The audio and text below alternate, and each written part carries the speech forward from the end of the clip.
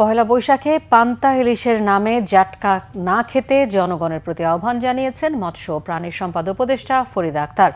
দুপুরে সচিবালয়ে এক ব্রিফিংয়ে তিনি বলেন, বৈশাখের সাথে পান্তা ইলিশের কোনো সম্পর্ক নেই, এটি চাপিয়ে দেয়া সংস্কৃতি। পান্তা ভাতের সাথে ভর্তা পোড়ামরিচ খাওয়ার পরামর্শ দেন তিনি। মৎস্য উপদেষ্টা জানান, আগামীকাল থেকে 14 এপ্রিল পর্যন্ত সমুদ্রের সব ধরনের মৎস্য আহরণ বন্ধ ঘোষণা করা হয়েছে। সচেতনতা কার্যক্রমের অংশ হিসেবে এই দিনগুলোতে মৎস্য সপ্তাহ ঘোষণা করেছে সরকার।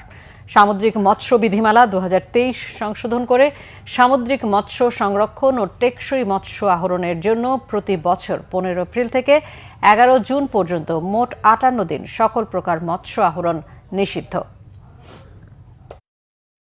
পয়লা বৈশাখ না এটা সংস্কৃতির অংশ না। আপনারা যারা ঢাকায় থাকেন, ঢাকার এটা একটা সংস্কৃতি, এটা সংস্কৃতি তৈরি আরোপিত সংস্কৃতি। আমি বলবো এটা, আমি বলি আসলে পয়লা বৈশাখের আগের দিনটা বরং বাঙালি সংস্কৃতির জন্য খুব গুরুত্বপূর্ণ।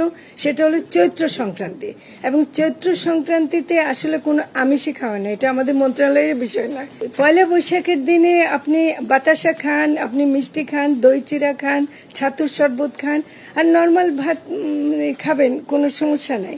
এটা তো ইলিশ নিষেধ করলে যে সেদিন সব খাওয়া বন্ধ হয়ে যাচ্ছে তা কিন্তু না, আরও মাছ আছে।